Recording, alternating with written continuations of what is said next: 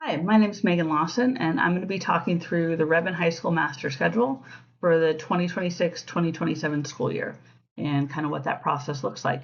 Redmond High School is a large comprehensive high school in the Lake Washington School District in Redmond, Washington. So the Lake Washington School District this last year rolled out a couple of goals in terms of how they want students to be successful in their classes.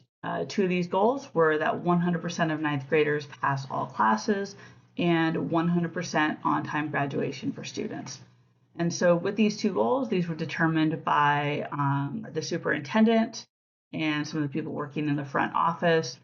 And one thing I will say about these two goals is that they were rolled out to all of our high schools in the district with no additional instruction around how these goals were going to be met or what exactly it might look like.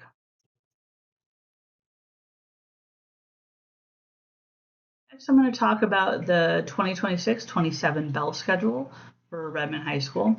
School start times did change in the 24-25 school year, moving high school to an 8:35 a.m. start time from a 7:30 a.m. start time. This follows Meltzer's et al. Study regarding the benefits of a later start time for high school students. And we have really seen a lot of benefits for students in terms of that later start time. Some of the strengths of this schedule are that we do have a built-in intervention time throughout the day. So we have these office hours before school and very short office hours after school. These times are designated for teachers to work on things they need. Potential meetings in terms of like our guidance team or IEP meetings tend to happen that time of day. And then for students to be able to come in and get some extra support in their classes. One of the challenges with that is that our bus students are not served by these office hours as they do not get to school until approximately 8:20 to 8:30. So to kind of help balance that, we do actually have three designated homeroom times throughout the day or throughout the week. On Mondays, we have a 20-minute homeroom, which is set for announcements and our student news program called You Heard. And then on Thursdays and Fridays, our homerooms are designated travel times. That means students can sign up to meet with teachers that they need to, or teachers can sign up students that they maybe need to make up some working classes or get some additional intervention. Throughout the week, we do have relatively consistent period lengths for classes other than on Wednesdays. On Wednesdays, students are released at 1:30 for this, what we call leap time. Leap time is a built-in teacher collaboration time. Once a month, that time is used by either district or building professional development. One day a month, it is used for department meetings and or PLC meetings, and then the other 2 days a month are teacher prep time. Teachers can set the meetings, the work, whatever they need to stay on top of things during that period of time. Some of the possible concerns with this are that students with a very heavy course load of AP and honors classes, they tend to have that class every day, and that has often been very overwhelming for students. We have many students at our school who take 4, 5, or 6 AP classes, especially in their junior or senior year, and those students tend to report a lot of additional stress and being overworked in those courses. We tend to advise students not to take that many AP classes, but in our community, it is pretty typical for students to take that many honors and AP classes. We also do not have any specific MTSS support time scheduled within the day, so it is kind of up to teachers on how to use that. I know that many teachers end up using those Wednesday shorter class periods for some more specific in-class intervention time with students, depending on their specific needs. Next, I'm going to talk about some of the organizational challenges that we have at Redmond High School. Scheduling under these conditions is extraordinarily complex. We have currently 84 full-size working classrooms at our school, 111 teachers, and 2,300 students. It is almost impossible to fit that many people in the space that we have. As of right now, we are actually going through a construction project to add 14 additional classrooms to the school, and that'll be completed at the end of the next school year. But one thing to know about this schedule is that if there is a scheduling mismatch with even 1 to 2% of the students, almost 50 students may not be meeting graduation requirements. With our 6-period day over 4 years, that means every student needs to pass every class in order to graduate on time. In addition, we have more teachers than classrooms. Teachers must share classrooms and travel during the passing periods with all of those students in the hallway. The setup and cleanup can be a very large challenge in terms of preparing in those 7-minute passing periods within the classes. In addition, some classrooms are specific to course need. So like engineering or culinary arts or our science classes have very specific needs, and so they have to be in certain classrooms.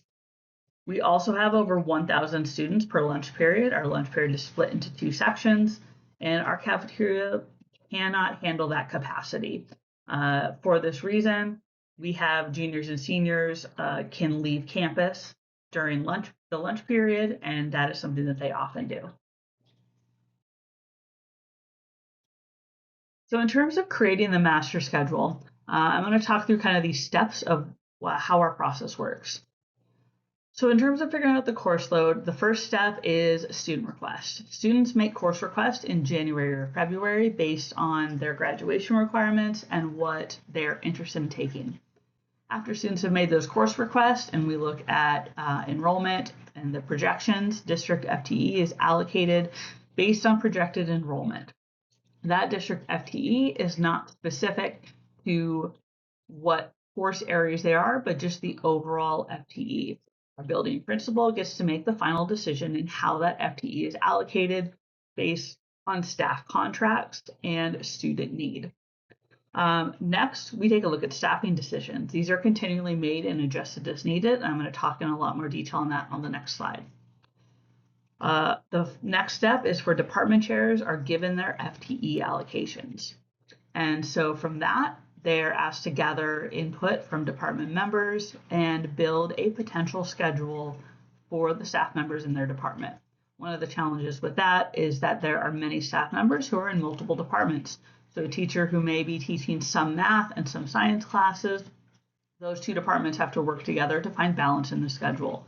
Those department chairs also make preemptive or potential decisions for how the room arrangement is going to go, with usually rooms being shared by light content area teachers. There are some cases where that is not so. For example, we have one room right now that is shared between social studies and math. And so the social studies and math department chair are going to decide how they're going to room that space. Finally, the schedule is run multiple times through our Skyward system, working with our data processor and our principal.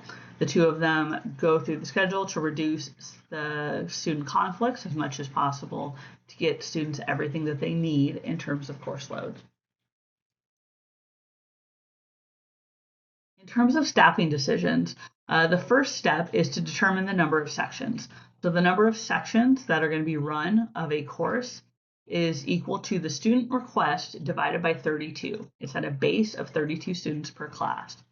Classes that are required for graduation, such as English 9, biology, geometry, etc., are always rounded up in terms of the number of sections. For example, if it was found that there were 13.3 sections of English 9 that should be run, there will always be 14 sections run. That is a class requirement for graduation. We must run enough sections for it. For other classes, if the number of sections is below that 0.5 mark, the class section typically does not run. And so this could be, for example, if an engineering class has 4.4 sections to run, then at that point, we would probably only run 4 sections unless there were other things that needed to be considered. There are some classes that are a little bit more specialized due to the space requirements. Culinary arts can only run 24 students right now safely. Computer science classes are in one of our 3 computer labs with 30 students, and our PE classes can run at 40 students, and so those adjustments might be made. The next adjustment that is made is that In alignment with the district goal of 100% of ninth graders graduating, our principal has decided that it is essential that as often as possible we have co-taught ninth grade classes. And those co-taught ninth grade classes require two teachers in the room. Sometimes that's two content area teachers. Sometimes that is a content and a special education. Sometimes a content and a multilingual teacher. These classes have a goal of a maximum of 25 students per class. One of the consequences of that is that sometimes it means our AP and honors classes are much larger. For example, our AP calculus classes regularly run between 32 and 36 students in them. Finally, we take a look at looking at which classes are required for graduation, which are not required, and balance things out that way. Finally, filling out teacher contracts to make sure that all of our teachers who must have a 1.0 contract have those 1.0 contracts. Sometimes that could be a class like culinary arts where if not quite enough students sign up to have that fill that 1.0 contract, our principal will decide to run an additional section of culinary arts because it is a course that has a very low barrier to entry. Anyone can take it. It gets you part of your CTE credit, and it's an easy class for a lot of students to take. On this slide, I wanted to give an example of what our schedule looked like this past year. This is a snapshot of a current schedule for 10 teachers. You will notice in this schedule that almost every teacher is in a shared classroom. As often as possible, they try to have teachers have a planning period between their classes. So for example, our first teacher, Applegate, has a planning period, fourth period, as they move between C212 in the morning to C111 in the afternoon.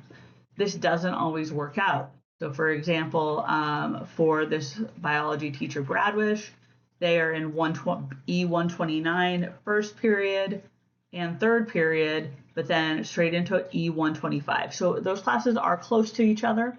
They're on the same floor in the same wing. So if that kind of moving between classes you can't have a planning period in there, they try to make sure they're always in the same area.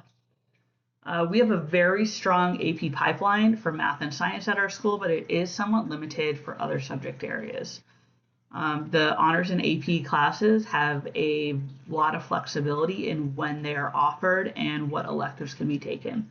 Students who are on a more traditional track of courses tend to have pretty good access to electives. And then finally, kind of our students who take more of the co-taught and support classes or the intervention heavy classes, those often run first through fourth period.